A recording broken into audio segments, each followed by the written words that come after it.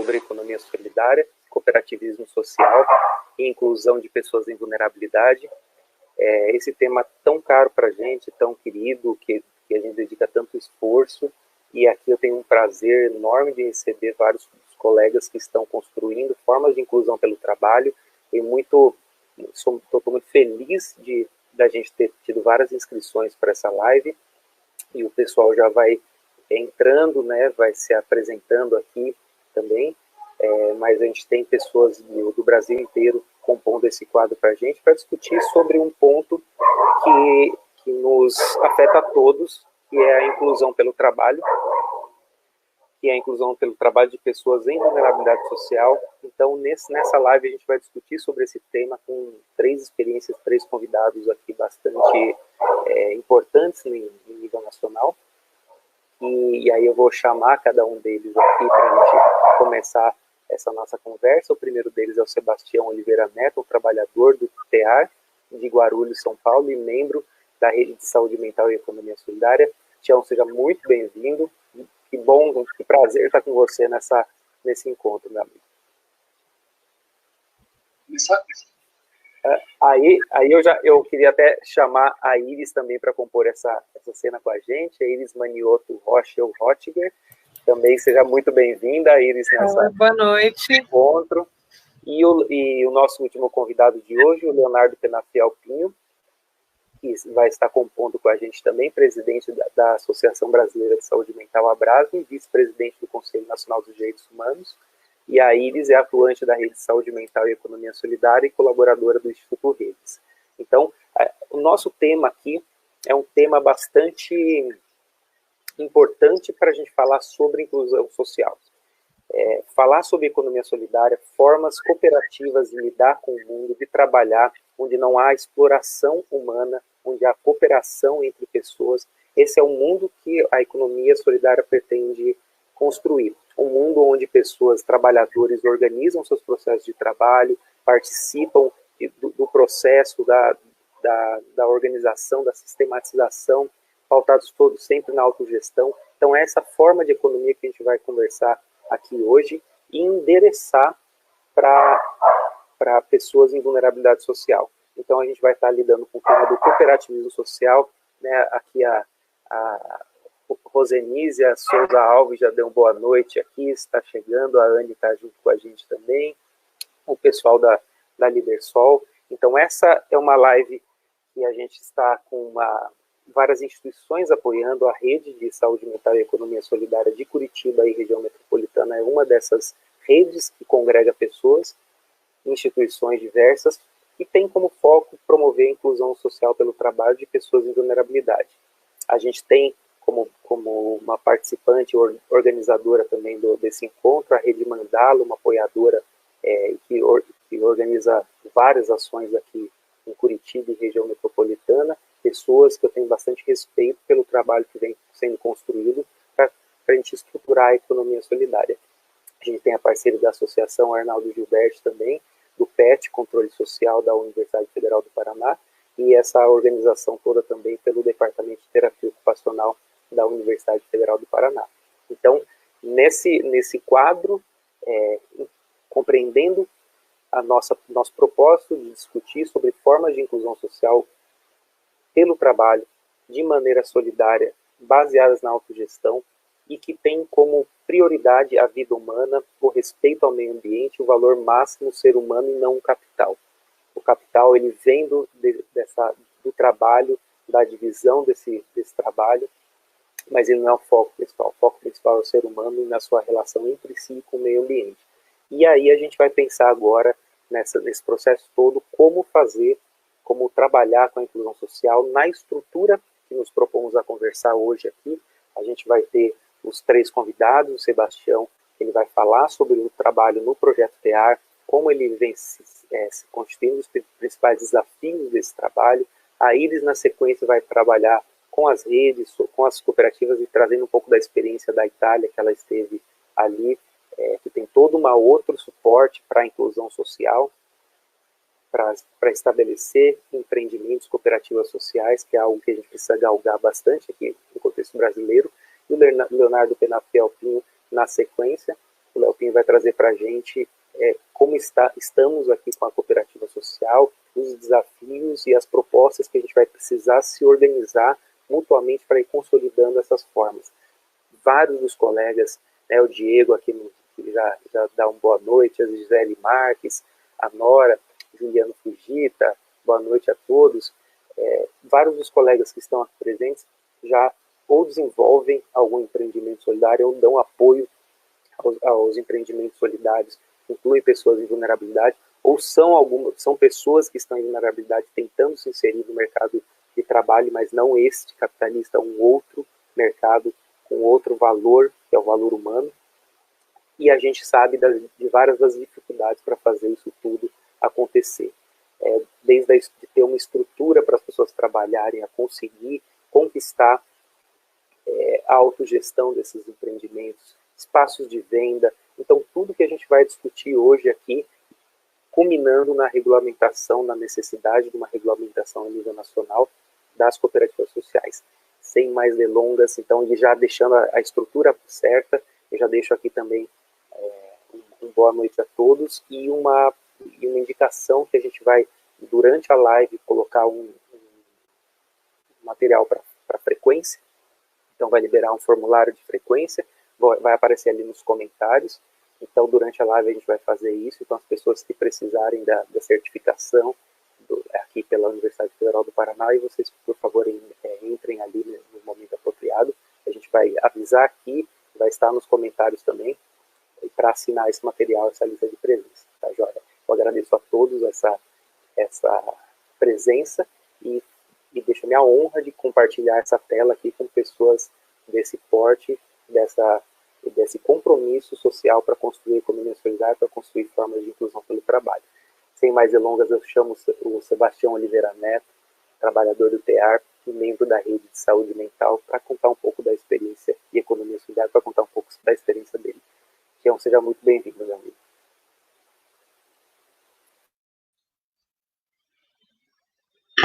Boa noite, Luiz, boa noite a todos e todas aí que estão acompanhando. A Iris e a Leonardo também. A alegria de estar aqui, a gente conversando juntos mais uma vez, né?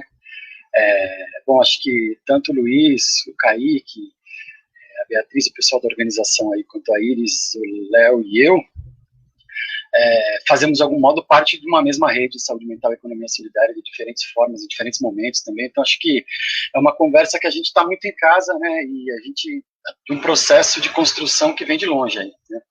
E do qual a gente faz parte no dia a dia. E aí eu acho, né, muito legal a gente estar nesse momento fazendo essas conversas, né? Fazendo essas aproximações, fazendo esses debates, esses diálogos. Então, fico muito feliz com esse convite, né, que o Luiz fez. Vou falar um pouco o Luiz fez esse convite, né? Temos pela Rede de Saúde Mental e Economia Solidária, que acho que a Iris vai falar um pouco. O Luiz fez esse convite um pouco a partir da minha experiência no tema, mas eu queria, nesses minutos aí, não falar apenas disso. Eu queria falar um pouco da ideia do cotidiano, né? Trazer essa discussão da economia solidária, do cooperativismo social, da inclusão social pelo trabalho a partir do cotidiano.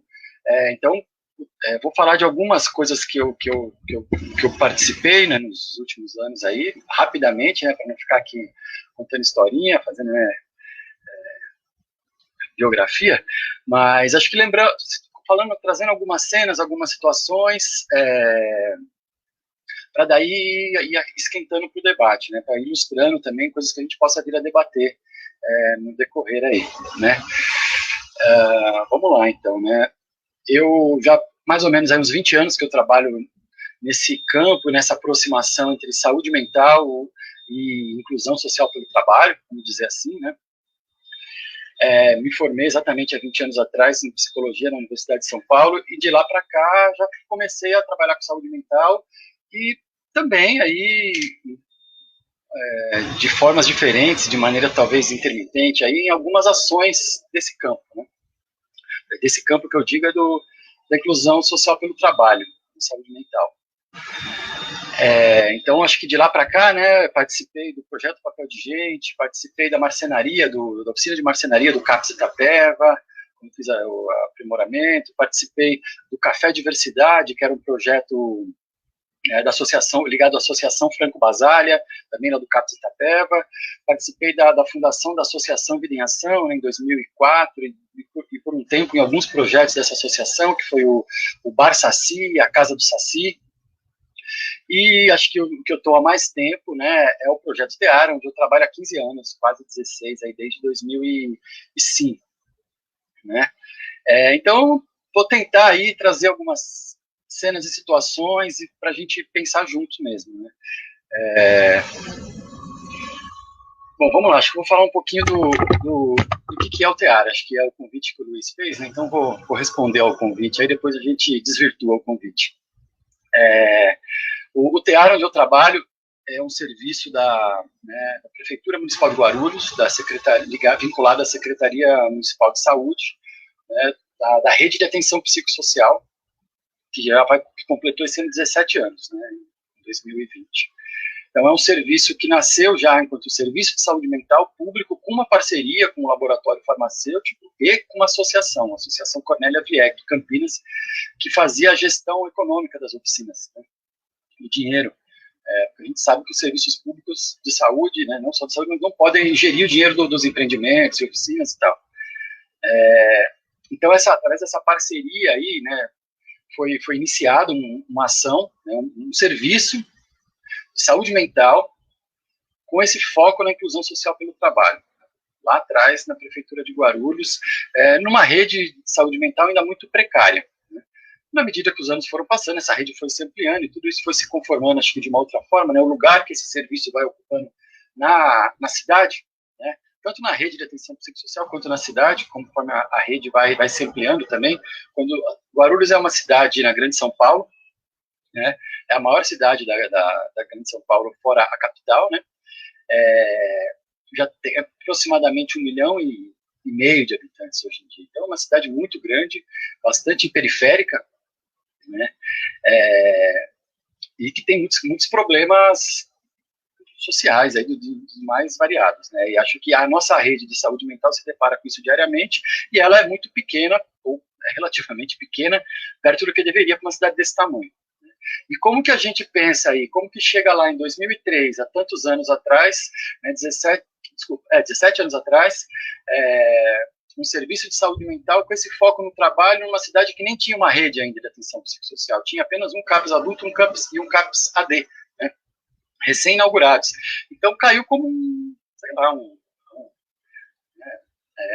elefante branco, não sei, alguma coisa que chegou lá e ninguém entendia bem o que era, né, esse negócio. E talvez ainda não entenda, mas o que é, né, eu acho que nesse processo, nesse percurso Teara, é uma tentativa aí de através da inclusão social pelo trabalho, promover algum tipo de inclusão, como o próprio nome diz aí, o conceito, né, das pessoas em situação de sofrimento psíquico.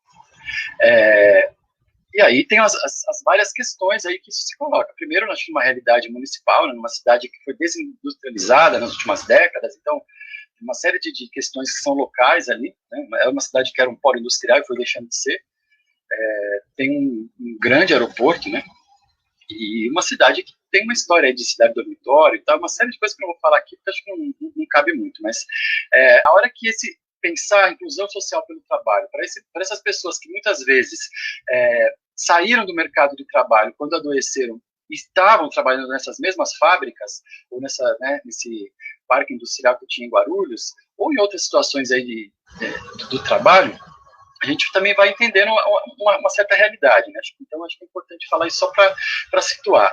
E como que funciona, falando um pouquinho do cotidiano, né? Então, desde então, foi formado esse serviço a partir de oficinas de trabalho, que hoje são 9 oficinas, que estão ali com uma capacidade para 15 pessoas cada oficina.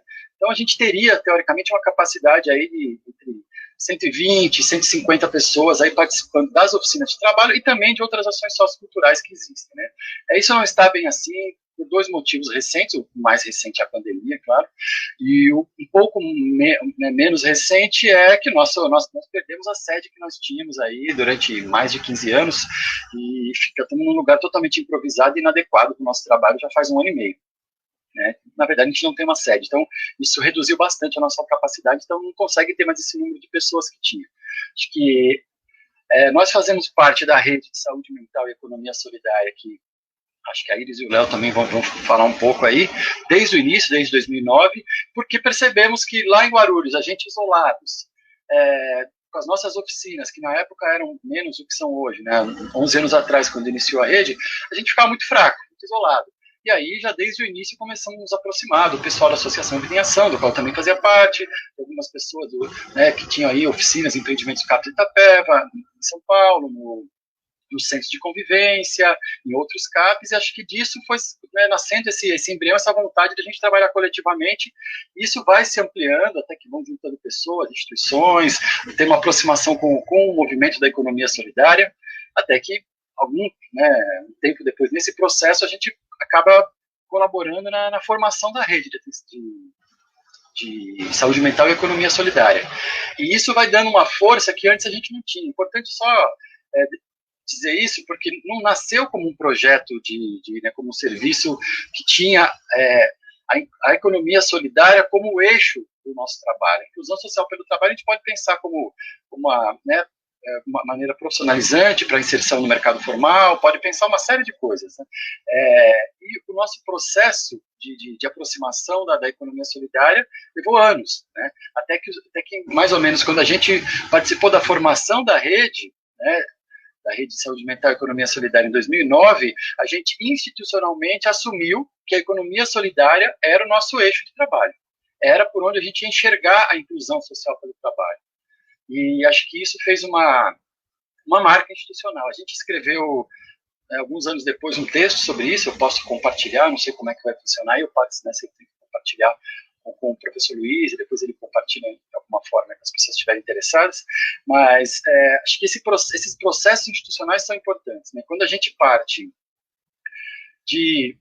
pensando rapidamente aí, né, de onde vem essa história, a gente, no processo da reforma psiquiátrica, do movimento antimanicomial, quando começa a se fazer as redes substitutivas, uma das primeiras coisas que as pessoas querem fazer é trabalhar, né? As pessoas saem dos hospitais psiquiátricos, saem das internações, começam a ter outras formas de assistência em saúde mental e querem ter esse direito ao trabalho, querem ter esse lugar de trabalhador e não daquele incapaz que não trabalha. E aí, isso vai sendo, né, como que isso vai sendo construído? Através de aproximações das mais variadas, né, com muita herança aí dos ateliês de artes, que tem desde, vamos pensar, a Nise da Silveira, lá 70 anos atrás, estava fazendo ateliê e usando arte. Então, essa história das oficinas terapêuticas, do trabalho artesanal, isso tem uma herança na cultura, né, na história da saúde mental no Brasil. E acho que não é à toa que essas oficinas de trabalho, ainda a maioria que estão vinculadas ao campo da saúde mental, tem essa história do artesanato, né, apesar de que as ações de serviço aí já vêm cada vez mais sendo implementadas, né, as oficinas, os empreendimentos aí que prestam serviços, e não só artesanato. Então, e a economia solidária, ela nos chega, né, como... Claro, a gente teve só em 2003, no mesmo ano da fundação do TEAR, a gente teve a fundação da Secretaria Nacional de Economia Solidária, né, com o primeiro ano do governo Lula, com a chegada ali do Paul Singer, né, do professor Paul Singer, para coordenar, para criar essa secretaria, coordenar, e ficou até o golpe sofrido aí pela presidenta Dilma, e que de lá para cá, né, acho que a Senais aí foi se desintegrando. Mas vamos deixar para depois. Então, acho que esse processo institucional do nosso cotidiano, de aproximação com vários outros serviços, empreendimentos, atores que estavam aqui na Grande São Paulo, capital, Grande São Paulo, Campinas, e sei lá, e a gente foi se expandindo, né? E do ponto de vista nosso, que estamos lá nas oficinas, né? À época eu coordenava a oficina de papel artesanal e encadernação, né? Nesse momento desse formação da rede, é que eu estou dizendo. Mas atualmente eu coordeno apenas a oficina de encadernação.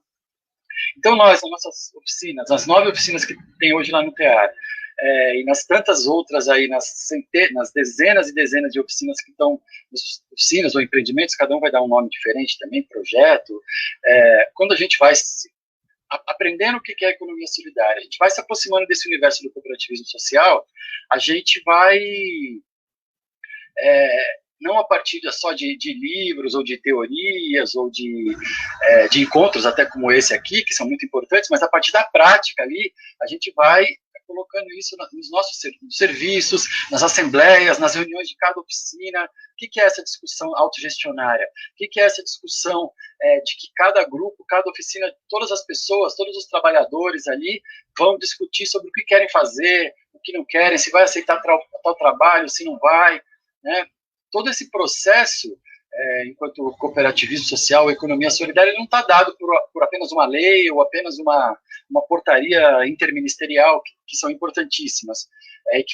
Já a gente vai falar disso aí, né, na sequência, mas acho que é importante desse ponto de vista de como que esses processos, a gente falar de como que esses processos, essas discussões de projetos de leis, de aproximações entre campos diferentes, como, por exemplo, a saúde mental, a economia solidária, como que na prática, no dia a dia, a gente, de fato, vai colocando em cada grupo, vai pautando isso e vai fazendo com que todos os participantes aí das oficinas, todos os trabalhadores vão se empoderando desse lugar, de discutir, de pensar o que está fazendo junto, de qual é o trabalho que a gente faz, de que a gente está produzindo, para quem a gente vai vender, qual que vai ser o nome disso, qual vai ser o preço, a gente quer ou não quer, né? Esse processo é que é o importante.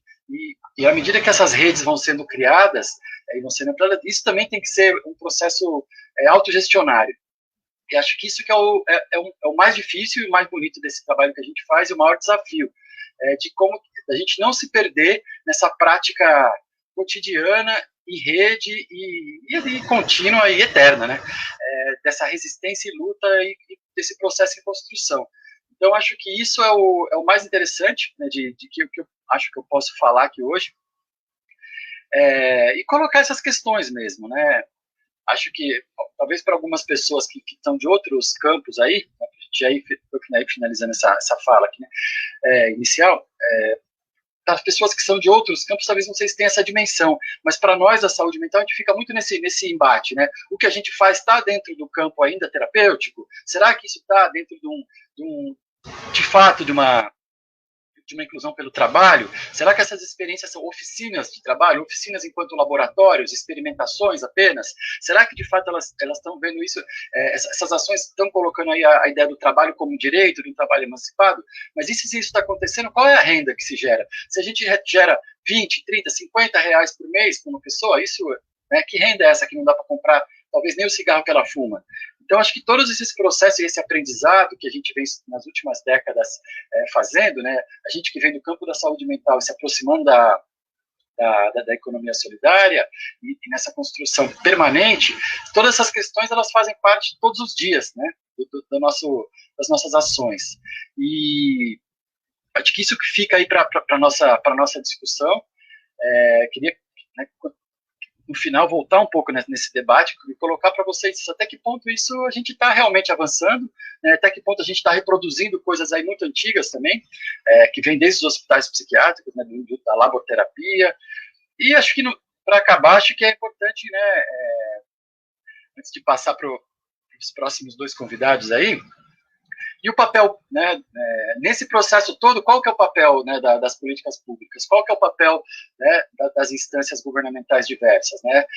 Eu estou falando aqui de São Paulo, onde eu moro, estou falando de Guarulhos, onde eu trabalho. A gente teve retrocessos muito grandes em São Paulo, em Guarulhos e no Brasil nos últimos anos. A gente tem o desmonte da Secretaria Nacional de Economia Solidária. Em Guarulhos, né, no município, nós tivemos o desmonte do teatro, de certa forma, que perdeu a sede há 1 ano e meio, não tem uma resposta da prefeitura local. E na cidade de São Paulo foi construída uma uma incubadora de economia solidária na gestão passada, que também foi desmontada, né, e que não era formada só pela cidade de São Paulo. Tinha empreendimentos e ações de toda a rede, né, ou de grande parte da rede de saúde mental e economia solidária do Estado. Então, acho que é isso que é importante da gente seguir nesse momento, né, seguir a nossa resistência cotidiana no nosso serviço, nos nossos empreendimentos, nos nossos movimentos, nas nossas associações,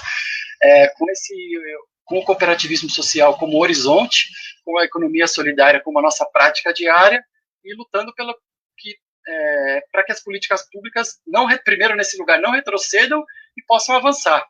Então, acho que essa é a nossa resistência aí, a nossa luta e o nosso dia a dia. Então, é isso aí, queria agradecer o convite de novo e passar aí para a Iris e para o Léo. Aí também estou curioso para ouvir o que eles vão dizer. Obrigado. Maravilha, Tião. Agradeço aí a tua fala e todas as ações do projeto TEAR que vêm sendo desenvolvidas com todas as dificuldades para a geração de renda nesse trabalho, mas que é uma experiência nacional do impacto muito bonito que a gente vem acompanhando. Eu, antes de passar a fala, eu queria agradecer a presença aqui.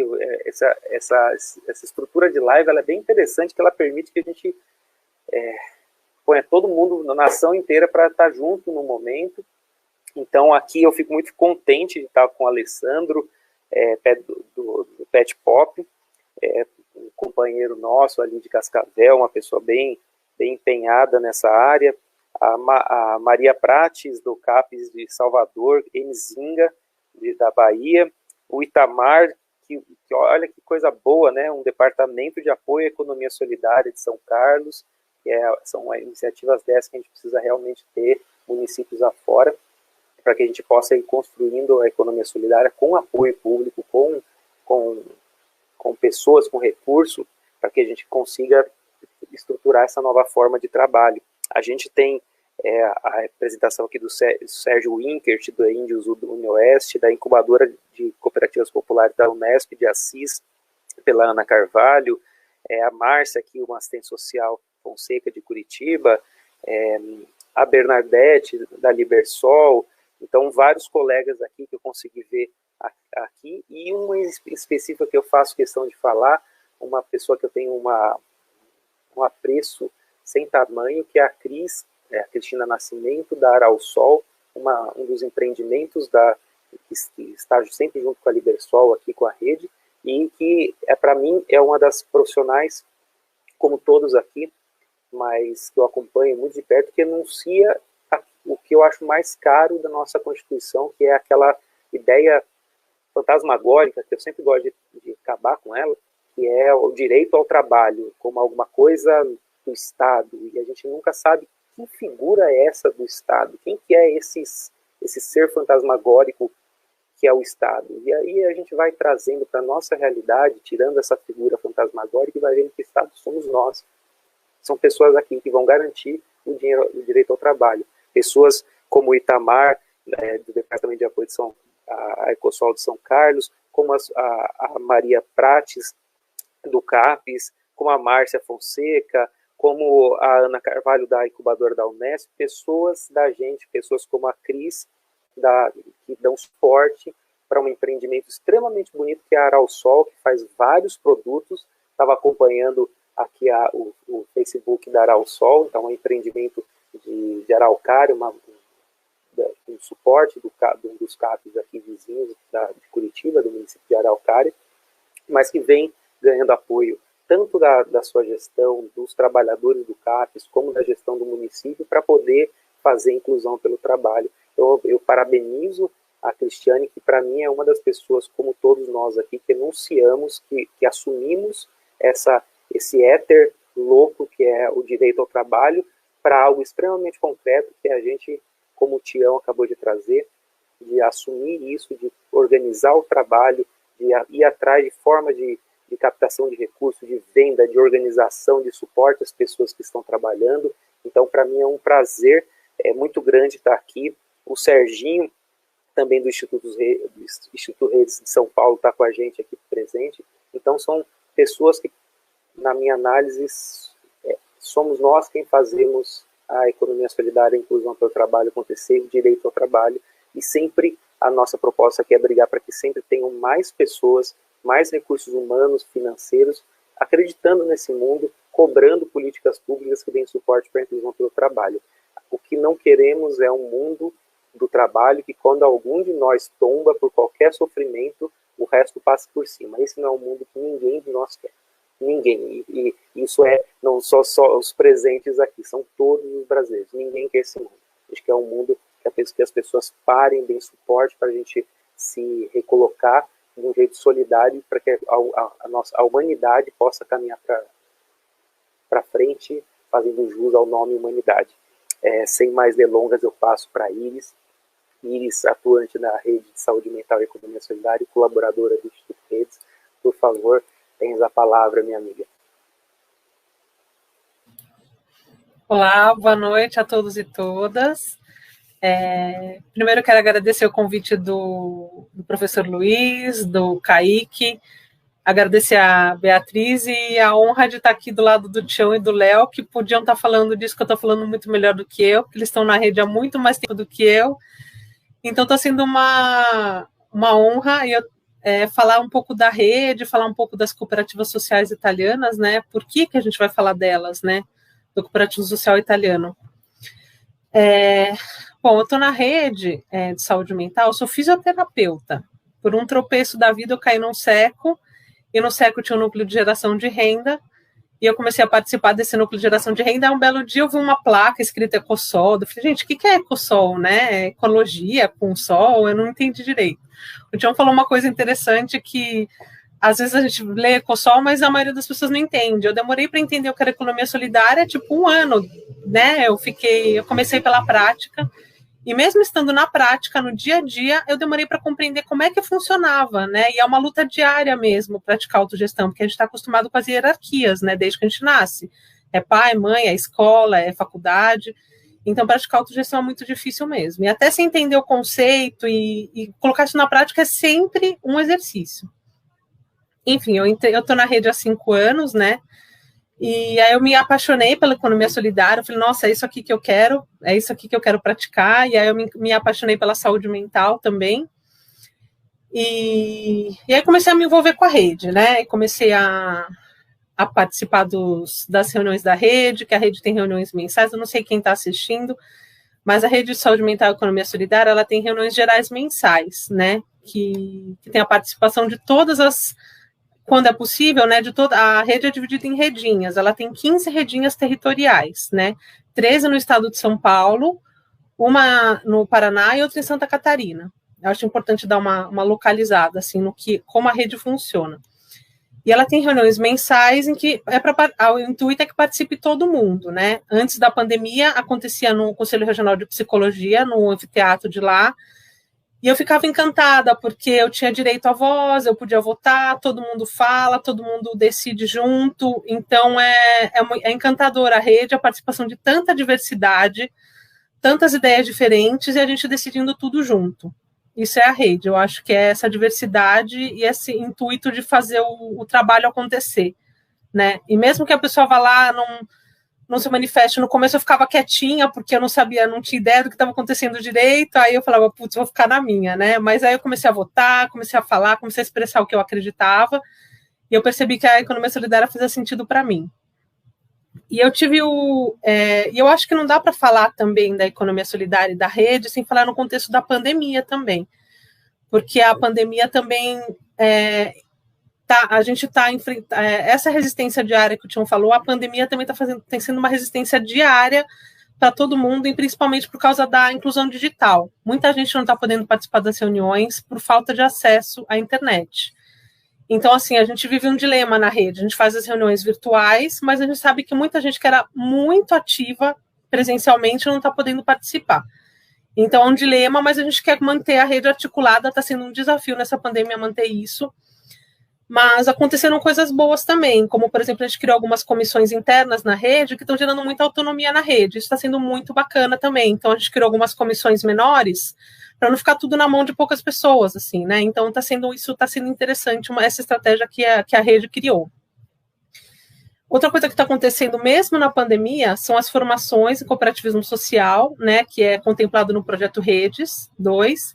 Eu acho importante falar do projeto Redes 2, que ele veio a semente dele veio na Secretaria Nacional de Economia Solidária, né, quando ela existia, né, veio primeiro o edital Redes 1, que o Instituto Redes, na época era o Instituto Integra, né, escreveu o projeto e foi contemplado, né, e ainda no projeto Redes 1, eu tive a oportunidade de viajar para a Itália, que é onde é o berço da luta antimanicomial, o berço do cooperativismo social, né, e eu estou fazendo vários vai e volta, mas é para seguir o que eu estou pensando, assim, eu acho que fica mais natural. E eu tive essa oportunidade de viajar para a Itália e foi muito motivador para mim, porque eu vi o que é você ter o respaldo legal para poder executar uma prática que você acredita, né? A gente fica aqui na luta. Eu participei de uma live com a Lumena e ela falou da revolução silenciosa, que é o que a gente está tendo que fazer agora nesse momento de resistência, assim, né? A gente não está podendo brigar de muito, falar muito, mas a gente faz uma revolução silenciosa. E é o que a gente está fazendo agora, eu acredito, né? Só que a gente não pode ficar só nisso, né? A gente tem que e além disso, dessa revolução, a gente ficar nessa luta diária, mas lutar por políticas públicas permanentes, né? Porque, como por exemplo, o edital, o Redes 1 e o Redes 2 foram editais que vão acabar, beneficiaram demais a rede de saúde mental e economia solidária, mas aí vai acabar. E qual outros respaldos, né? A rede vai continuar, porque a rede é um movimento social, né? Ela começou sem apoio do governo, vai continuar, eu acredito nisso, vai continuar acontecendo. Mas como é que os empreendimentos, como é que vai ficar essa sustentação sem uma política pública? A gente vê as dificuldades que os empreendimentos enfrentam. Eu vejo, pelo menos desde que eu entrei, as dificuldades dos profissionais terem que se desdobrar no serviço para, às vezes, estar dentro de um serviço. O Tião tem o privilégio de trabalhar no TEAR, que pratica só a economia solidária, né? Mas a Ana Aranha está aqui, né? Ela fez o censo e ela descobriu que ela estudou, né? Investigou que 90% dos empreendimentos de economia solidária estão dentro dos serviços de saúde mental. Então, isso dificulta muito você ter a visão de que o trabalho é trabalho, de que o trabalho é um direito, porque acaba confundindo as coisas, né? E os profissionais não podem se dedicar só ao trabalho, eles têm que acabar se dedicando a outras partes do que o serviço demanda deles, né? Então, eu vejo essa dificuldade desde que eu entrei na rede, e mesmo no SEC, eu vi os profissionais se desdobrando para poder ter uma oficina de geração de renda que tinha 2 horas na semana. Então, como é que a gente vai enxergar o trabalho dessa forma, né? Com 2 horas na semana, sem um respaldo, sem você ter a garantia do dinheiro no fim do mês. E aí, quando eu tive a oportunidade de ir para a Itália, que é o berço da luta antimanicomial, né? Que foi o Franco Basaglia que encabeçou a luta. Ele, antes mesmo de ter a legislação da reforma psiquiátrica, isso é uma coisa que eu queria reforçar aqui. Teve uma assembleia no antigo manicômio de Trieste, né, que agora é San Giovanni. Teve uma assembleia dos que eram os internos de lá, e eles trabalhavam lá dentro. E tem um documento lá, é muito bonito, escrito e assinado pelo presidente que era o presidente da cooperativa, e esse documento é datado de 29/2/1972, uma ata de papel assinada que eles escolheram a forma cooperativa. Então é muito bonito, porque você vê que eles já estavam no movimento de acontecer, não tinha lei ainda. Então acho que isso que me motiva a ficar na rede, quando eu vi isso acontecer, eu vi esse documento, muito antes de existir a lei de cooperativismo social, o jeito de pensar, a forma de trabalhar já existia como cooperativa, já existia como autogestão. Então a gente tem que continuar na luta, lutando, resistindo, mas também lutar por políticas públicas, porque as coisas acontecem antes das leis surgirem, né? Muitas vezes as leis são de cima para baixo, né? Mas boa parte das leis, elas surgem pela demanda, né? As coisas já estão acontecendo, então as cooperativas, o sistema autogestionário, o sistema de cooperativa social já estava acontecendo, e aí a lei veio depois. Não foi, a lei de cooperativa social não foi nem na lei do Basaglia, né? Ela veio como cooperativa, mas a lei que regulamenta a lei das cooperativas sociais na Itália é de 91. A lei que realmente regulariza e fala, que vão ter os benefícios essas pessoas vão ter esses benefícios. E quais são os benefícios que o cooperativismo social italiano regulamentado tem, mesmo vivendo momentos de altos e baixos, de governantes que às vezes querem tirar as leis, querem acabar com esses benefícios que essas pessoas precisam, que são as pessoas chamadas em desvantagem, né, que a gente chama, pessoas em sofrimento mental, egressos do sistema prisional, pessoas com algum tipo de deficiência. Então, quais são esses benefícios, né? Então, tem cooperativas do tipo A e B. As cooperativas do tipo A são de gestão de serviços sociossanitários educativos. Então, É como se fossem... as cooperativas, a gente tem que ter a ideia de que ela é um negócio, ela é uma empresa com um objetivo social. Então, às vezes confunde um pouco. Você vê o nome social, fala, de brincadeira, é para ajudar, é para... Então, assim, e quando você fala economia solidária, as pessoas acham que você tem que dar tudo de graça. Mas não é bem assim, é uma falta de conhecimento de conceito e da vivência da economia solidária, né? Então, o cooperativismo social, ele não visa o lucro, então as pessoas estranham quando você fala que não visa o lucro. Porque aí as pessoas falam, então é de graça, é de brincadeira, não. Não visa o lucro porque é um sistema de gerar renda que não visa o lucro realmente, mas gera renda. E gera uma renda real, principalmente no cooperativismo social italiano, né? Os sindicais garantem que tem um salário mínimo dentro da cooperativa. E as cooperativas sociais italianas, pelo menos para ser uma cooperativa social, tem que ter pelo menos 30% das pessoas que trabalham naquela cooperativa, que são sócios da cooperativa, tem que ser alguma pessoa em desvantagem, que eles chamam, né? E somente essas pessoas vão ter vão ter isenção de impostos, né?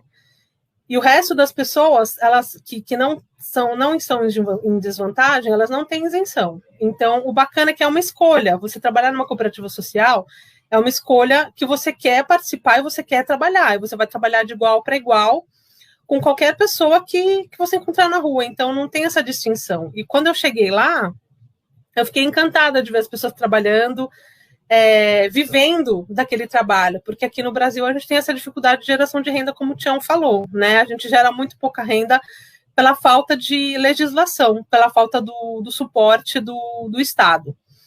E outras vantagens do cooperativismo social italiano é que se você tem uma licitação pública ou diretamente só vai participar da cooperativa social para concorrer a essa licitação, ou então, se tem uma licitação que tem outros tipos de empresas ou cooperativas, a cooperativa social tem uns pontinhos que aumentam e elas vão ser favorecidas. Mas elas não são favorecidas porque o trabalho porque é coitadinho, não. É porque o trabalho é bem feito e para beneficiar essas pessoas que realmente precisam de um suporte, né? Então, eu acho importante afirmar que a cooperativa social é para pessoas em desvantagem, mas é um trabalho de verdade, que foi o que eu mais ouvi quando eu fui para lá, que é o trabalho de verdade e que é muito confuso aqui no Brasil, o que o Tião já falou, né? A gente, como fica dentro do serviço de saúde, a gente não tem as relações de trabalho, ficam confusas. E quando você é um cooperado, você tem a sua cota à parte, você é responsável por aquilo que você está fazendo, a relação de trabalho muda, né? E você vê que você tem um respaldo do governo que te beneficia e que te dá essa garantia de salário, mas você vai ter que trabalhar por isso, você vai ser responsável, né? Então, é importante reafirmar isso, que o cooperativismo social não é para... E tanto a economia solidária, eu acho importante afirmar isso, que não é para coitadinho, não, é uma escolha que a gente faz da saúde mental para trabalhar, como o Luiz falou logo no começo da live, que é o centro ao ser humano. Mas a gente não pode esquecer que a gente quer gerar renda, né?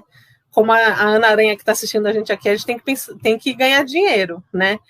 Então, ela sempre fala isso e eu concordo totalmente com ela, porque muitas pessoas não têm benefício, né? Muitas pessoas que estão em desvantagem, né? Que são consideradas em desvantagem, não têm benefício nenhum, querem gerar renda, não conseguem... Porque o sistema capitalista, ele é cruel, né? Ele demanda muita produtividade, cada vez em menos tempo. Se você não está adaptado a essa forma doentia de trabalho, você não serve mais, né? Então, a economia solidária é oportunidade, é uma escolha para a gente trabalhar de maneira mais humana e também gerar renda, que eu acho que é importante afirmar isso, que a gente tem que gerar renda. Mas para gerar renda com pessoas em desvantagem, tem que ter um suporte do Estado também, né? Não dá para ficar só também contando só com editais. Tem as associações, como a Associação Vida em Ação, a Cornélia, a Inclui Mais, e desculpa, gente, se eu não estou falando mais alguma, porque eu não conheço muito, que eu sou nova, mas que dão, por exemplo, precisa de uma nota fiscal, um empreendimento que não é formalizado, as associações guarda-chuva emprestam a nota fiscal, que a gente chama. Mas eu acho que isso não é isso não é o suficiente, né? Os empreendimentos têm que ter autonomia para se gerir e para gerar renda. E aí eu deixo com o Léo falar um pouquinho da realidade do cooperativismo brasileiro. Eu falei das vantagens do cooperativismo italiano e dessa visão de que trabalho é trabalho, mas por que será que a gente não tem isso no Brasil, né? Por que é tão difícil fazer isso acontecer, as pessoas gerarem renda e trabalho ser trabalho no Brasil? E acho que é isso, pessoal. Muito obrigada. Maravilha, Iris. Obrigado pela fala, pela experiência de um outro contexto italiano que a gente precisa realmente trazer várias das reflexões para cá para garantir uma estrutura básica para que esses empreendimentos possam prosperar, possam ter um CNPJ, possam eles próprios emitirem nota fiscal, possam eles próprios concorrerem a licitações públicas, como é o caso de microempresa, que tem vários dos benefícios, das EPTs. Então, a ideia é que a gente possa também ter esse outro funcionamento do cooperativismo social que possa dar suporte para a inclusão pelo trabalho. Eu quero agradecer também a presença aqui da professora Ana Aranha, do Diego de Castro. Quero lastimar a ausência do meu colega aqui que estava para fazer a meditação, a mediação aqui com a gente, que é o Kaique Franzoloso. Então, infelizmente, ele não pôde estar nessa situação por conta de uma eventualidade na rede social dele, mas, de qualquer forma, fica um abraço grande para ele. E eu quero que a Beatriz entre aqui rapidinho, Beatriz, que está fazendo toda essa live, a estrutura da live acontecer, só para a gente ver o seu rostinho, dar um oizinho para você. Te agradeço, Beatriz, por todo o cuidado com a Obrigada, professor. Da live, viu? Eu que agradeço. Obrigado.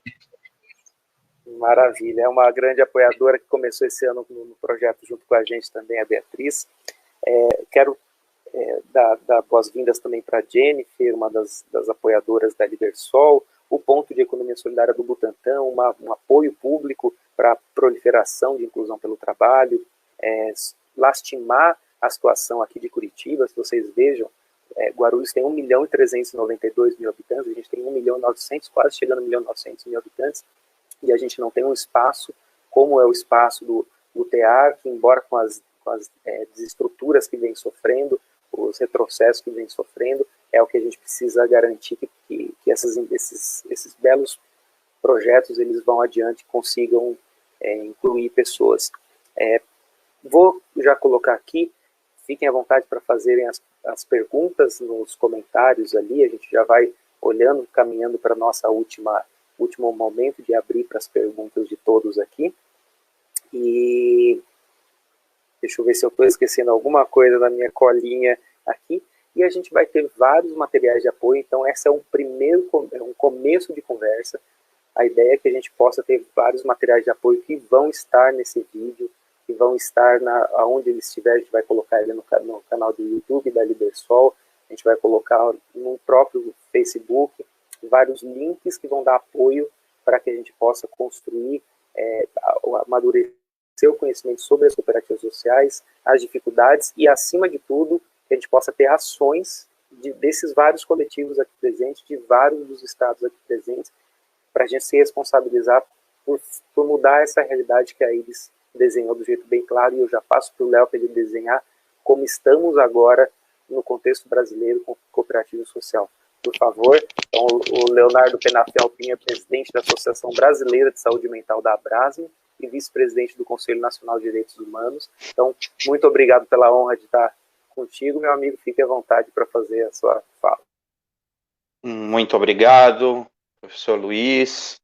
Queria também falar aqui, agradecer a possibilidade de estar com a amiga Iris, que fez uma fala muito importante dos principais pontos, e do Tião também, né, que a gente se conhece bastante, a longa data, e desde o início também da rede, de vários projetos. Eu queria, antes, Luiz, de falar a situação que nós temos hoje, né, como está hoje, eu acho que é importante a gente fazer algumas contextualizações, e eu vou iniciar elas. Primeira contextualização. O cooperativismo social tem uma lei no Brasil desde 1999. Inclusive, ela é anterior à Lei 10.216, que é de 2001, que, vamos dizer, vai ser o arcabouço institucional para a implementação da rede de atenção psicossocial do Oiapoque, que é o Chuí brasileiro, né, de mudança do paradigma de cuidado e de tratamento. Então, esse é um ponto importante. Quando a gente fala em cooperativismo social, nós estamos falando, inclusive, de uma lei que é anterior à lei da reforma psiquiátrica brasileira. Essa lei, ela é muito inspirada no que a Iris já falou, então não vou entrar aqui na experiência italiana, mas só para citar que essa lei de 99, ela é inspirada na lei italiana que trata sobre as cooperativas sociais também. Então, essa inspiração também ganhou arcabouço institucional. Segunda consideração, apesar da aprovação em 99, essa lei nunca foi regulamentada. Então, diferente da Lei 10.216, que depois tem um conjunto de dezenas, centenas de portarias, de decretos, que depois regulamentam o funcionamento de CAPs, de residência terapêutica, etc., a Lei do Cooperativismo Social, de 99, não teve uma regulamentação. Para quem não conhece e muito esse linguajar, regulamentar é quando você explica como uma lei vai ser implementada. E, inclusive, na regulamentação, você já constrói os instrumentos orçamentários, as políticas de apoio e fomento para uma determinada política. Então, essa é a segunda consideração. Apesar da lei ser anterior a 10.216 da reforma psiquiátrica, ela nunca foi regulamentada. Então, esse é o primeiro contexto. O segundo, né, o terceiro contexto, desculpa, o terceiro ponto que eu queria colocar, é que a outra experiência também, muito importante, inovadora, que surgiu na cidade de São Paulo, na gestão da prefeita Luísa Erundina, que é os Centros de Convivência e Cooperativismo, também é interessante isso. Não tinha uma dotação orçamentária, não tinha um credenciamento próprio nas políticas de saúde mental, mesmo depois da 10.216, da construção da rede de atenção psicossocial. Então, vamos dizer, as duas experiências potentes, a lei de 99 e depois a criação dos Centros de Convivência e Cooperativismo em São Paulo, depois nós vamos ter em Campinas, Minas Gerais, Embu, em outras cidades, mas ela nunca teve uma dotação orçamentária, né, do repasse fundo a fundo no Ministério da Saúde. Então, é importante isso, porque apesar da inspiração que a Iris colocou, a gente vai vendo que, do ponto de vista da estratégia, porque na Itália, a inclusão pelo trabalho, o cooperativismo, é uma estratégia da política de saúde mental, da política com as pessoas com deficiência, é uma estratégia da política de welfare state, né, de bem-estar social. Então, ela é tratada como uma estratégia de transformação da vida de pessoas que estão em situações vulnerabilizadas. Então, é uma estratégia. No Brasil, apesar dessa inspiração, nós nunca conseguimos colocar essas experiências como estratégicas. Então, esse é uma outra caracterização que eu faço, e isso é óbvio, porque não foi regulamentada a lei de 99, e mesmo o Centro de Convivência e Cooperativismo não estava no credenciamento do repasse fundo a fundo. Então, isso cria, obviamente, dificuldades que foram relatadas pelo Tião, pela Iris, de criar políticas públicas de apoio e fomento. Agora, eu queria entrar sobre o Estado. Às vezes a gente fica numa discussão equivocada sobre política pública, como se fosse um favor do Estado para os pobres coitados que estão pedindo apoio. Gente, só para...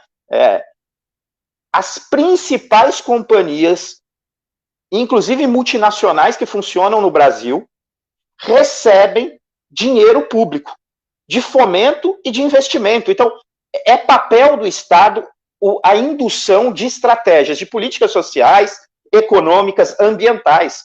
Então, quando a gente discute a regulamentação, a legislação e a importância de orçamento, não é porque a gente está tratando como aos pobres coitados, que está pedindo pelo amor de Deus. Nós estamos dizendo que o Estado brasileiro, para cumprir os seus preceitos constitucionais, que é construir um desenvolvimento mais justo, mais igualitário, inclusive para cumprir os ODS, né, que são o desenvolvimento sustentável da ONU, que o Brasil é signatário, nós precisamos de uma política pública de indução, de fomento, de investimento a esse setor da economia que promove preservação ambiental e justiça social. Então, essa, primeiro, é uma importante caracterização para a gente discutir o papel do Estado e das políticas públicas, tá? E agora, eu queria entrar, a partir dessa contextualização, nós conseguimos um importante avanço quando a gente criou o decreto 8.163 de 2013, que a gente, como se tivesse regulamentado a lei de 99, pegamos aspectos da Convenção das Pessoas com Deficiência, estratégias de inclusão produtiva do sistema prisional, e a gente conseguiu colocar num decreto para criar uma estrutura legal, institucional, para editais, para fomentos. E aí, Iris, é que entra a contextualização dos projetos Redes. O projeto Redes tinha um dispositivo de fortalecimento das cooperativas sociais, ganhava ponto. Por quê? Porque tinha esse decreto. As diversas, depois, editais do Ministério da Saúde, em parceria com a Senais, também se baseavam nesse decreto, que meio regulamentava o setor no Brasil. E qual é o contexto que nós temos hoje? Esse decreto, 8.163, ele foi revogado em março do ano passado, num grande decretaço do governo Bolsonaro, contra os espaços de participação social e contra as políticas públicas de economia solidária, de inclusão produtiva. E aí, o que aconteceu? Foi publicado o decreto 10.087 de 2019, revogando todo o acúmulo histórico, inclusive dessas viagens para a Itália, Iris, era parte de uma estratégia de política internacional, era um programa chamado Brasil Próximo, que a Senais e outros ministérios compunham, e regiões da Itália. Nós fizemos várias missões para a Itália, os italianos vieram conhecer experiências brasileiras também, para trocar essas estratégias, e todo essa foi revogado. Então, professor Luiz, nós estamos hoje no Brasil com todo o acúmulo histórico das conferências nacionais de saúde mental, das conferências de cooperativismo social, do programa Brasil Próximo, de todas as estratégias de redes com o decreto que é revogado. Então, hoje nós não temos institucionalidade para ter editais, novos editais redes, novos editais para apoio ao cooperativismo social, ao associativismo social, tá? Agora, a partir disso, eu quero colocar um outro aspecto, eu não vou, por causa do tempo, discutir aqui, mas eu queria fazer uma caracterização. Infelizmente, não é só o cooperativismo social que foi atingido com esse revogaço. A política pública, em geral, de agricultura familiar e economia solidária, sofreram, no início do governo, uma medida provisória que acabou com o Ministério do Trabalho e Emprego e acabou com o Ministério do Desenvolvimento Regional. Acabou, e não existe hoje, o Conselho Nacional de Economia Solidária. Atacou, hoje o Conselho Nacional da Criança e Adolescente só funciona por medida judicial, o Supremo mandou continuar a funcionar o CONANDA, porque o Brasil passa por um tempo de guerra à Constituição e guerra aos preceitos democráticos de participação e controle social. Eu estou no Conselho Nacional de Direitos Humanos, a gente denunciou isso para as organizações das Nações Unidas, para a Comissão Interamericana de Direitos Humanos da OEA. Nós estivemos em Nova York, numa grande reunião da CID-OEA, e levamos esses aspectos porque hoje, por exemplo, a população indígena brasileira não tem um único sequer grupo de trabalho, comitê, conselho, para reverberar suas posições.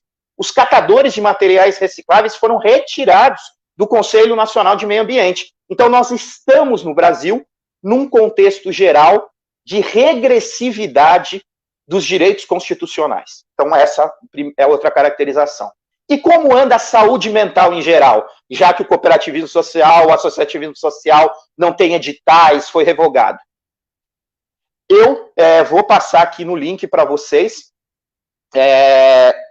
uma matéria que eu escrevi com o ex-presidente do Conselho Federal de Psicologia, o Rogério Giannini, falando da disputa orçamentária do ano passado para esse, em que estão esvaziando a rede de atenção psicossocial e voltando a financiar dispositivos que têm como lógica central os equipamentos privados de internação. Então, volta a ideia da indústria dos leitos psiquiátricos, e isso já se reverberou no orçamento do ano passado para esse, e aí eu vou passar esse texto, e depois eu vou passar um longo artigo que eu escrevi, inclusive foi publicado pelo movimento sindical argentino também, além da Abrasme, que chama Reforma Psiquiátrica, retrocessos ou contra-reforma? Eu tenho defendido, Dr. Paulo Amarante e outras pessoas também, a doutora Ana Paula Gurjor e outros, que nós defendemos que no Brasil nós não estamos mais numa etapa de retrocessos da saúde mental. O que é retrocesso, professor? Tião e Iris? É quando a gente tem uma política geral favorável, vamos dizer, que avança para os direitos sociais, e aí eu tenho um ponto ou outro que é retrocesso. Vamos dizer, vou dar um exemplo. Quando não tinha a regulamentação do cooperativismo social, mas eu tinha, em geral, a expansão da rede de atenção psicossocial. Isso é um retrocesso, eu não ter isso. Mas no Brasil, a gente está passando por um momento de contra-reforma psiquiátrica, que combina o avanço sobre o orçamento público para a indústria de leito psiquiátrico, o desmonte do marco regulatório da rede de atenção psicossocial, o não credenciamento de novas CAPs, está um atraso já de 1 ano e meio para os credenciamentos no Ministério da Saúde. Então, isso não é mais um retrocesso, é uma agenda de desmonte da rede de atenção psicossocial e de desmonte, inclusive, da Convenção das Pessoas com Deficiência no que se refere ao público da rede de atenção psicossocial das políticas de drogas. Eu também vou socializar esse artigo, vou colocar lá no link do Facebook da Libersol, esses dois, né? Esse que fala de orçamento e esse que caracteriza esse processo de contra-reforma psiquiátrica.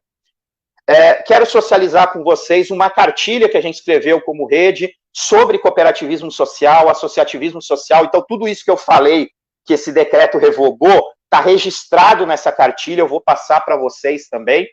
E vou passar um memorial que eu construí pela Associação Brasileira de Saúde Mental, que nós entregamos na Corte Interamericana, para o caso Damião Ximenes, né, que o Brasil foi condenado, em que a gente faz um memorial do conjunto de portarias e decretos da contra-reforma psiquiátrica que não passou no Conselho Nacional de Saúde. Isso é importante dizer. A contra-reforma psiquiátrica é antidemocrática. Isso é importante caracterizar, porque não respeita o controle social. E eu queria terminar, e eu vou também socializar com um link, em que, diante desse cenário, tudo o que esperam de nós é que as nossas experiências potentes, como foi aqui o Teara, da rede, as de diversas, eu tenho acompanhado, feito curso de formação para a rede da RAPS em Recife, tive em Goiânia, então tenho tido contato com várias RAPS, e no território continua, apesar dessa contra-reforma, continua a rede de atenção psicossocial produzindo vida, produzindo afeto, produzindo inclusão pelo trabalho.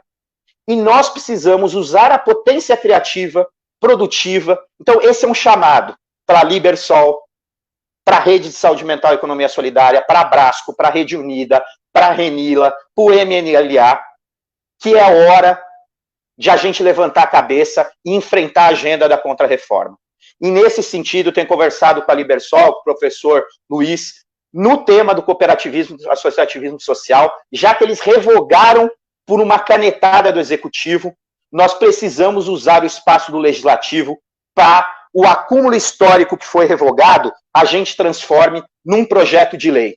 Sei que um senador do Paraná já está sendo contatado para apoiar a ideia de é hora de uma nova lei de cooperativismo e associativismo social que resgate o acúmulo da Conferência de Cooperativismo Social, todo o acúmulo produzido pela rede, pelas resoluções das conferências de saúde mental, e é hora de a gente apresentar isso, e o ex-ministro, atual deputado federal, Alexandre Padilha, também se comprometeu a gente agora passando as eleições, né, até, Luiz, foi esse pedido aí também no Paraná, mas a gente conseguir ainda esse ano, para a gente disputar o ano que vem, para voltar para a agenda política, para a agenda institucional, que é dever do Estado brasileiro, é dever constitucional, apoiar, fomentar as estratégias de inclusão pelo trabalho na saúde mental, mas também em outros públicos, no sistema prisional.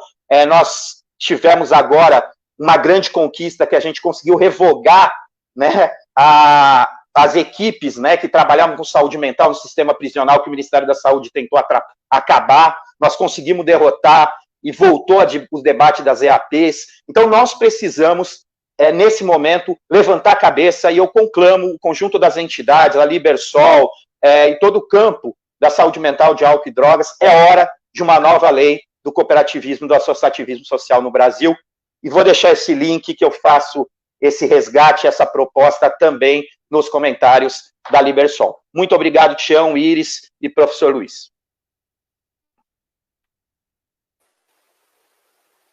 Obrigado, Léo, obrigado a todos pela presença, e esses pontos são tão importantes que eu vejo que a gente está com uma potência aqui grande de vários municípios, vários estados, para discutir esse tema. E eu não gostaria de mesmo que a gente saísse disso sem uma carta de compromisso de várias formas, em vários formatos.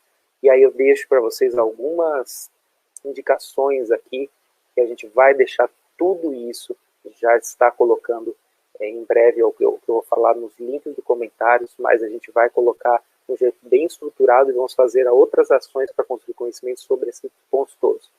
A gente está num momento muito difícil, só que a gente tem algumas potências que foram conquistadas e outras que a gente pode conquistar. Então, por exemplo, eu vou dar alguns exemplos. Aqui em Curitiba, a gente tem uma lei municipal que regulamenta a economia solidária. Pouco dela acontece, mas a gente precisa saber quais são essas leis. A gente precisa... Então, o que a gente já fez no site da Libersol como um apoio para que a gente tenha clareza disso.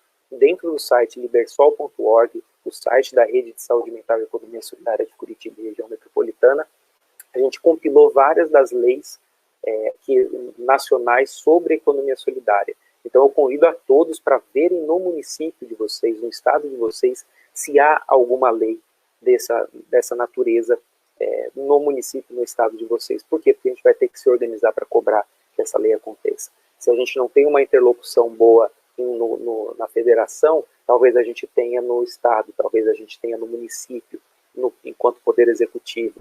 O Léo traz aqui a importância da gente acionar o poder legislativo. A gente vai deixar nos links aqui os contatos dos deputados federais. Isso também é fácil de achar, você coloca deputados federais contato, vai aparecer o sitezinho da Câmara com os contatos de todo mundo.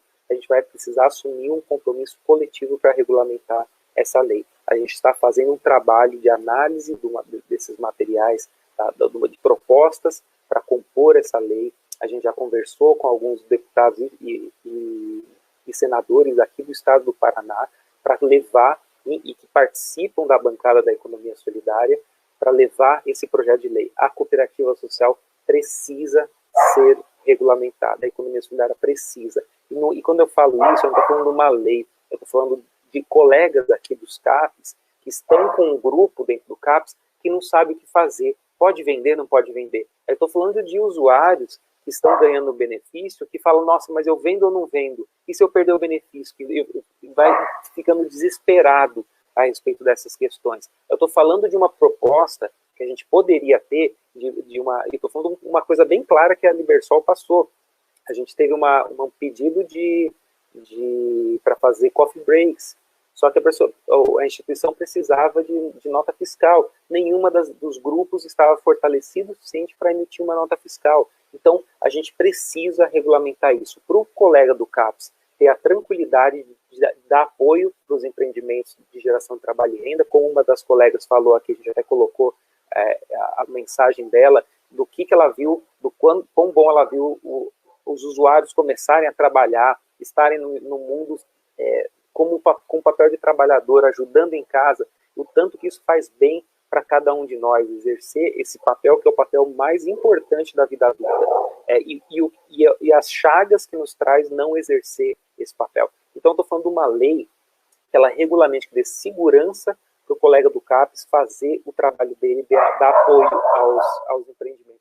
Eu estou falando de uma lei que dê suporte para o usuário poder manter o seu benefício até um certo acúmulo, a partir desse acúmulo, 1, 2 salários mínimos, ele vai perdendo o benefício gradualmente. Então, isso estimula a pessoa a trabalhar, a gerar renda. Isso a Itália também tem esse funcionamento. Eu estou falando de ter espaços e apoio público para que a gente possa vender. A lei do município de Curitiba, vejam, por favor, as leis de cada um dos municípios do estado.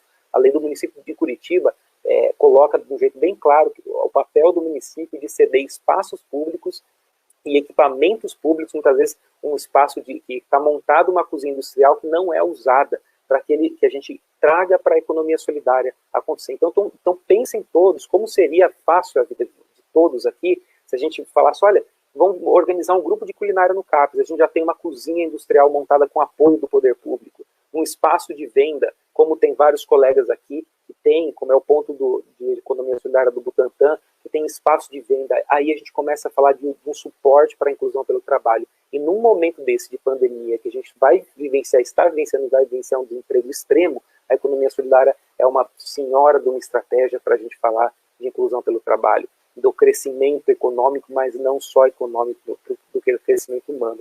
Então já coloco alguns compromissos nossos aqui. O primeiro deles, deixar bem claro os deputados de cada um dos estados. Então, a gente já conversou com um senador aqui do estado do Paraná e um deputado federal aqui do estado do Paraná, e a gente precisa que todos aqui, em cada um dos municípios, façam esse mesmo trabalho. E é ligar para a pessoa, é marcar um horarinho lá, agora ainda mais, abrir o computador, faz à distância essa conversa. A gente precisa regulamentar. A gente está com um trabalho para ir estudando a lei de cooperativa social, para que a gente possa estruturar esse projeto. E a gente vai ter apoio já assumido desses colegas do senador aqui e de um deputado, que a gente vai trazer eles aqui numa live vindoura para assumir esse compromisso coletivo.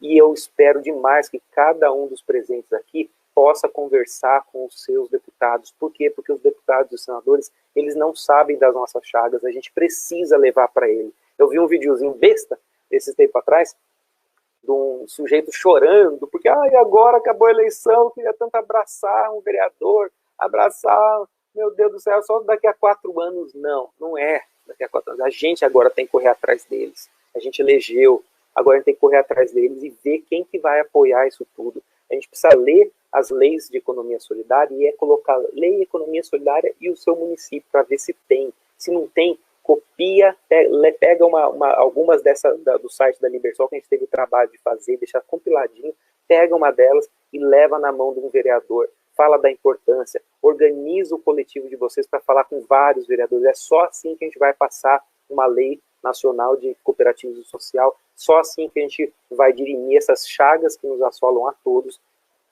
profissionais da saúde que não conseguem ter estrutura para fomentar a inclusão pelo trabalho, a gente vai diminuir a chaga de um usuário que não consegue ser incluído e exercer o papel do trabalhador, a gente vai diminuir a chaga de uma sociedade que vem se atropelando com essa loucura que é o capitalismo, que vem judiando da alma de todos aqui. Esse é o convite que a gente faz. Essa live não é uma live que se fecha em si, ela é uma proposta de parceria. E nisso eu abro as perguntas para os colegas aqui. Vocês me desculpem, eu fiquei até desorientado, porque tudo é tão importante. Olha lá, o quanto conseguimos avançar quanto à autonomia das pessoas. Acho que a primeira pergunta da Mari Labac, e aí eu deixo para vocês versarem sobre essa pergunta, que tem várias repercussões. Obrigado, Mari, pela pergunta e pela participação.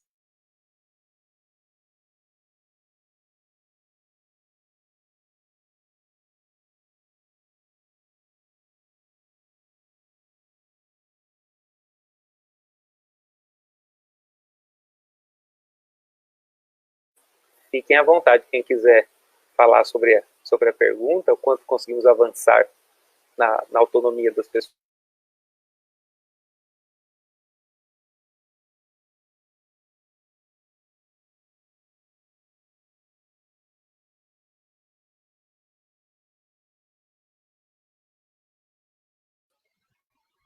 Apareceu na tela aqui para eu falar, Luiz? Na minha tela apareceu. O que é isso?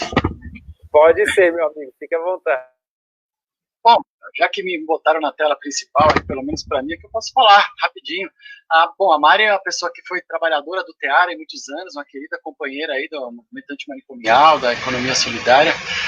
Bom, acho que ela sabe a resposta para a pergunta, né, que ela está fazendo, mas já que nós estamos aqui, vamos tentar responder.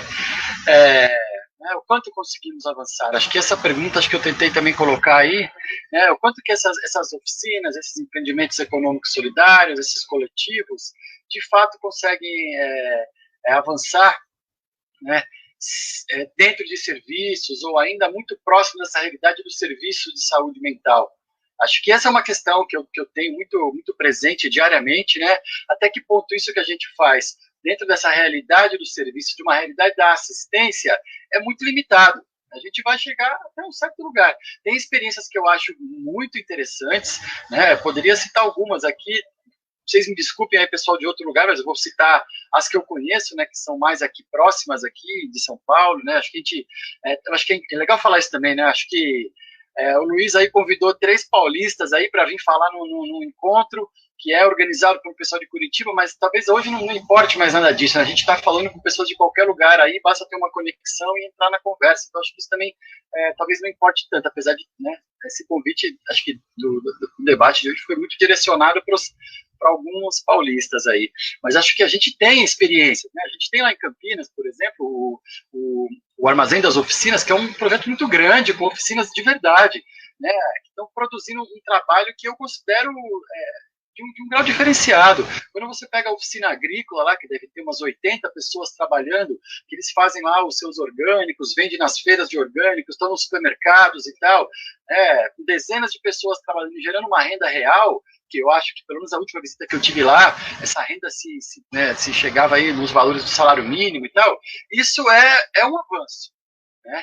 E é um avanço que eu vejo como autonomia. As pessoas estão trabalhando, estão produzindo, estão vendendo, estão decidindo sobre o seu trabalho, né? E outras experiências, acho que teatro teve momentos aí também que acho que a gente avançou bastante, tal, não, acho que não sei se é um retrocesso ou se é um desmonte o que está acontecendo com o teatro, né, Léo? Talvez seja as duas coisas, sei lá, mas acho que a gente avançou muito nessas últimas décadas no início, né, Mariné? Acho que, mas aí fica nesse limite sempre.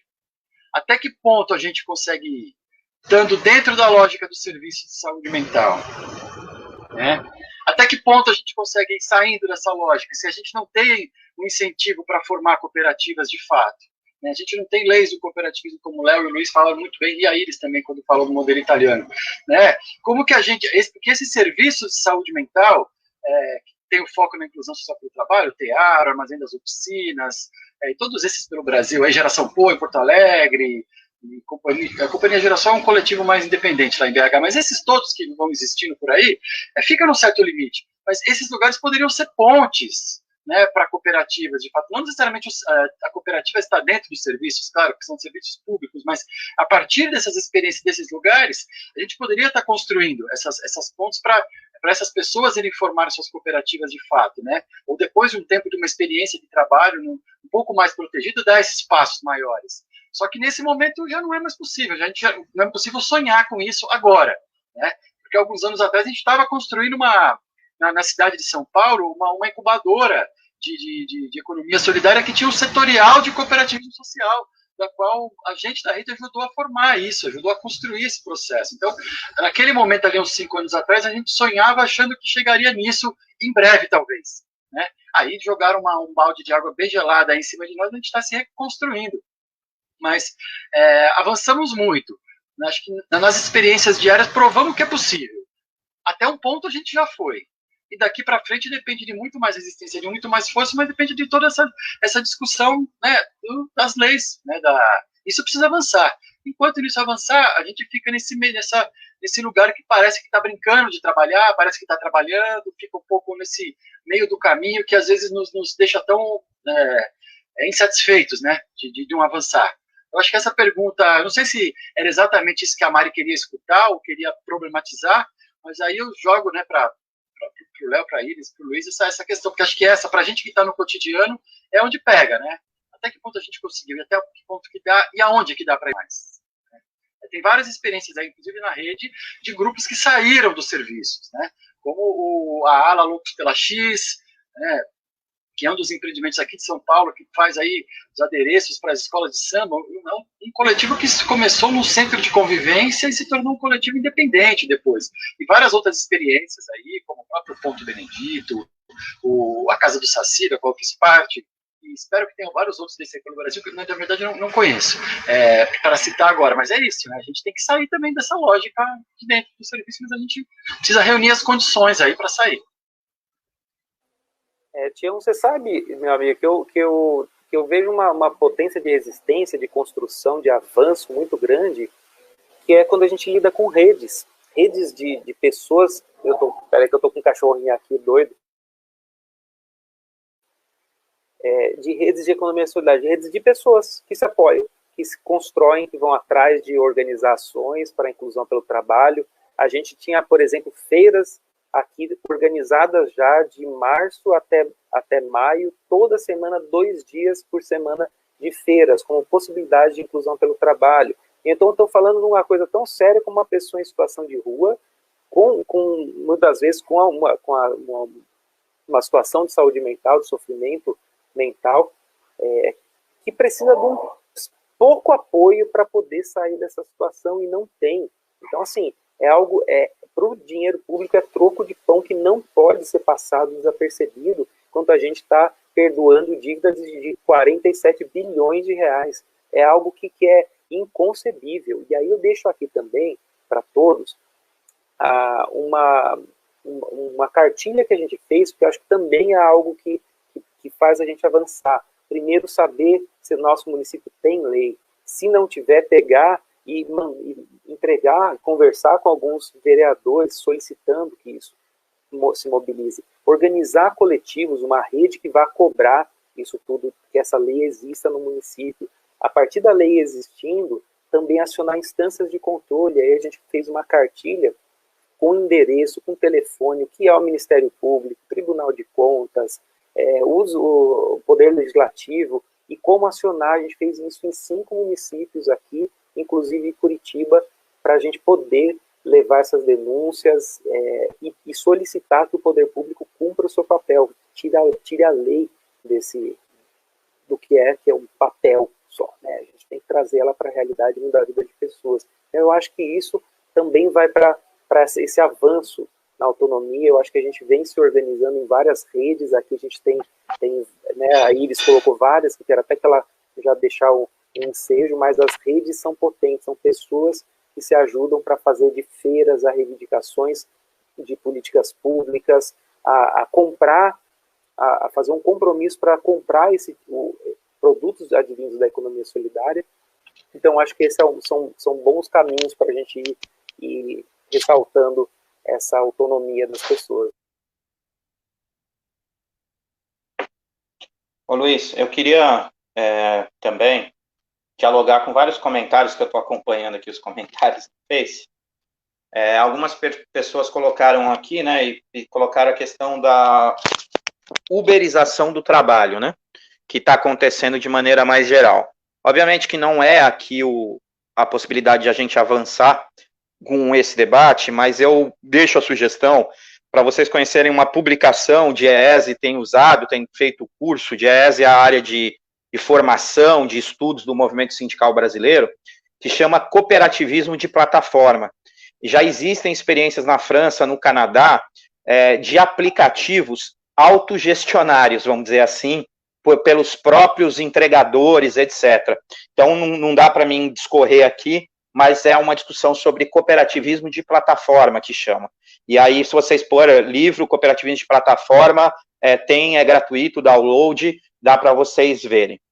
Depois, eu vi aqui que em Cascavel, né, o Alessandro, o Ronaldo também, são pessoas fundamentais aí na discussão da economia solidária, inclusive nessa interface com a saúde mental, eles colocaram o tema da tecnologia social. É fundamental para a economia solidária, para o cooperativismo social, fazer o debate de acesso a tecnologias e a possibilidade, aqui, ó, tá já o comentário aqui na tela, das tecnologias sociais, que são essas tecnologias reaplicáveis, né, que podem ser reaplicadas. A Unisol Brasil tem uma experiência premiada pela Fundação Banco do Brasil, que é a Justratrama, é uma rede de algodão agroecológico, enfim, e aí é um instrumento importante. Quem quiser ver um pouquinho do debate da tecnologia social, a Fundação Banco do Brasil tem um prêmio nacional, enfim, também podem acessar. E eu queria, por fim, pegar aqui também um outro comentário que foi feito, aqui que foi colocado, né, pelo Ailton Batista. Ailton, nós estamos também, a Central de Cooperativas Unisol Brasil, todas as centrais cooperativas do campo da Unicopas, que reúne a Unicafes, a Concrab MST e a Unicatadores. Agora a gente está em uma confederação, né, que chama Unicopas, onde a gente todos estamos muito juntos, né, junto ao movimento que chama Economia de Francisco, que é um desafio que o Papa Francisco lançou no mundo, falando da produção de riqueza mundial hoje, de alimentos, daria para alimentar todo mundo. E como que hoje, se tem essa produção, a gente hoje tem fome, tem desigualdade, e ele tem chamado economistas jovens, inclusive do mundo inteiro, movimentos sociais, e está sendo muito legal. Eu participei, a Caritas fez um evento junto da Economia de Francisco, eu falei um pouco da economia solidária e os princípios de Clara e Francisco, né, um pouco dialogando com a teologia deixada aí pela escola dos franciscanos também, enfim. Então, Ailton, é muito importante também esse debate, porque aí a gente extrapola o debate, às vezes, só da economia solidária, do cooperativismo social, e a gente começa a discutir um modelo de sociedade. E é muito importante ter hoje, vamos dizer, a principal autoridade da principal religião do mundo, chamando o mundo a esse desafio. E quem quiser conhecer mais debates sobre isso, eu também indico entrar na página da Fundação Luterana de Diaconia. Os luteranos têm uma discussão muito bonita, eles atuam muito no sul do país, eles abrem editais de apoio também a empreendimentos de economia solidária, a tecnologias sociais. Então, entra lá, chama Fundação Luterana de Diaconia, FLD. Também é um outro lugar para entrar. E eu queria terminar esses comentários aqui sobre as perguntas, Luiz, falando assim, autonomia, política pública, conquistas sociais, elas vivem na história de ciclos. Sempre há reação e contra-reação. Nós estamos num momento de contra-reação a todo o acúmulo histórico dos últimos 30 anos. A questão que se coloca para nós nós vamos permitir que a contra-reforma psiquiátrica, que o ataque à Constituição, à democracia se consolide, ou nós vamos construir redes, parcerias, unidade na diversidade. A nossa riqueza, professor Luiz, não é aquela unidade totalitária, que é aquela unidade que todo mundo pensa igual. Não, o campo da saúde mental, das políticas de drogas, da economia solidária, ele é diverso, tem metodologias diferentes, tem pensamentos teóricos diferentes. O que nos enriquece é a nossa diversidade. Mas essa diversidade vai conseguir produzir unidades para a gente colocar hoje uma nova lei, cobrar as políticas públicas, conseguir dialogar com o legislativo. Esse é o desafio que eu deixei na minha fala e queria reforçar aqui. E, terminando mesmo, eu quero reconhecer aqui, porque tem várias pessoas que fazem parte da minha história, acho que da história do Tião também, da Iris, que são pessoas que nos inspiraram, né? A gente falou do Paul Singer, mas eu preciso falar na saúde mental, de coordenadores de saúde mental que tiveram um papel importante, como Pedro Gabriel, Ana Pita, Chicanori, e professoras, né, como doutora Sônia Barros, doutora Fernanda Nicásio, doutora Ana Aranha, que está aqui também acompanhando a nossa live. Sabe por quê, doutor Luiz? a gente não constrói a história sem a gente ter acúmulos anteriores. E hoje, para avançar contra a agenda da contra-reforma psiquiátrica, nós precisamos reivindicar a história de mais de 30 anos, de mais de 40 anos de trabalhadores, de usuários, de pesquisadores, de gestores públicos que construíram a inversão de prioridades no Brasil. Em vez da indústria de leitos, redes de base territorial. E eu tenho certeza que a unidade na diversidade vai superar essa agenda da contra-reforma e o sol vai raiar novamente no Brasil e nós vamos ter uma nova lei de cooperativismo social e associativismo social e vamos ter como política pública o retorno ao fortalecimento da rede de atenção psicossocial de base comunitária. Obrigado. Que coisa boa. Iris, quer falar alguma coisa, minha amiga? Estou doido para te escutar e a gente vai terminando também a live na sequência. Fique à vontade. Não, na verdade, eu queria falar uma coisa que é... O Léo falou uma fala que deu bastante ano, mas eu tenho uma amiga minha que é advogada, que quando eu fui ler a lei de 99, eu fui perguntar para ela que eu não tinha entendido, porque fala que regulamenta, e chega lá e fala que depende de portaria, decreto.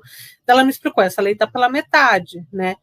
Tipo, ela simplesmente não foi regulamentada, porque eu não entendo nada de lei, né? Daí, quando eu mostrei para ela o Pronacop, que eu conheci o Pronacop antes dele ser revogado, né?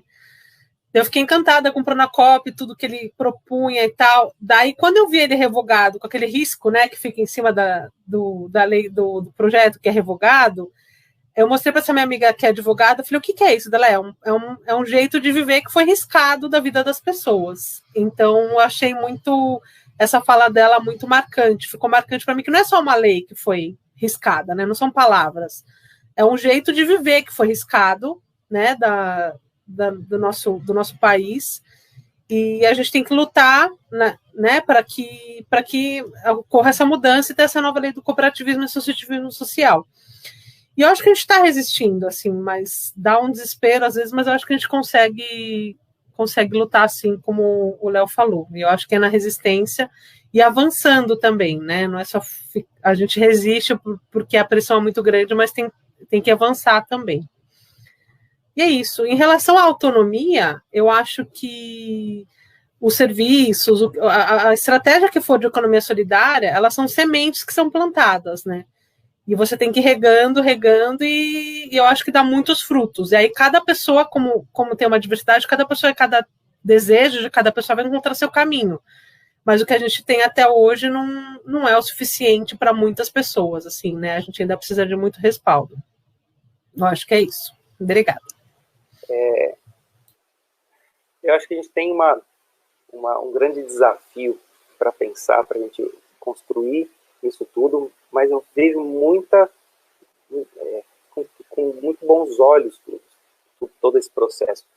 E a gente precisa ter, muitas vezes, e eu me vejo refletindo nisso e tentando arrumar esse oxigênio, do oxigênio de um processo histórico. Vamos pensar que há 30 anos atrás, pessoas que estão aqui assistindo essa live não estariam presas no manicômio para o resto da vida. Isso ainda acontece, mas numa escala muito menor.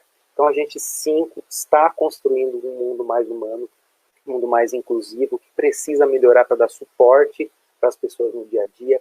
Como o Léo trouxe, é óbvio que a gente precisa ir para frente e assumir um compromisso. E para mim um compromisso social que a gente quis resgatar bastante nessa live, que eu não vejo a gente conquistando se a gente se dividir, se a gente entrar numa guerra interna, se a gente não usar das estratégias que temos e mais das que a gente vai elaborar, para acima de tudo fazer uma malha de pessoas que vai falar não. E não é e aí eu vejo as redes, e são redes que falando é uma bobagem, mas basicamente são pessoas que se gostam, que acreditam no mundo e que dizem não para outros tantos. O mundo de exploração, esse mundo não nos interessa, o mundo da exclusão social não nos interessa. E a gente vai ter que pensar cada vez mais como fazer essa trama acontecer de pessoas que reivindicam isso em todos os âmbitos. É a universidade falando com usuário que agora não é mais usuário, que ele é um empreendedor, falando com um projeto TEAR, que não é só projeto TEAR, falando com a incubadora, falando com uma família que está vendo a pessoa brilhar o olho, porque agora ela está conseguindo vender, de ver essa pessoa feliz numa feira, produzindo qualquer coisa. É essa malha humana que eu acredito que a gente consegue construir, é essa malha humana que a gente tentou e vai fazer de tudo para sempre ter mais pontos nessa teia que a gente chama de rede, que a gente chama de rede de saúde mental e economia solidária de Curitiba, de São Paulo, mas que ela seja toda interligada com pessoas que apoiam a economia solidária. Deixamos aqui, e aí eu vou fechando com isso, deixamos um link de uma carta de compromisso, que eu acho que é essa que a gente tem que assumir, de pensar forças aonde estivermos, qual trabalho temos para fortalecer a economia solidária, para fortalecer a inclusão pelo trabalho. É só assim que, na minha análise, a gente vai conseguir crescendo vertiginosamente, não retroagindo, garantindo cada vez mais a autonomia de todos. Eu agradeço demais a presença do Tião aqui, do Léo Pinho, da Iris, pessoas que eu tenho um respeito, que eu venho aprendendo a respeitar cada vez mais, crescendo enquanto ser humano e vendo a potência que essas pessoas têm para ajudar a nossa comunidade. Eu agradeço horrores a todos aqui presentes, de vários espaços, vários municípios do nosso Brasilzão afora, e já coloco o nosso compromisso, o nosso contato, para que a gente possa alinhar isso tudo, para que a gente possa, cada um no seu município, no seu estado, costurar essa malha de pessoas que vão proteger a saúde mental territorial, o cuidado territorial, que vão proteger a inclusão pelo trabalho, um trabalho solidário, um trabalho que pare quando a gente tome, para se dar a mão, para ajudar o outro a levantar e caminharmos juntos. Eu agradeço demais a presença de todos e ficamos à disposição sim. Obrigado, Iris. Obrigado, Léo. Obrigado, Sebastião. Obrigado a todos. Um abraço grande a todos. Viu?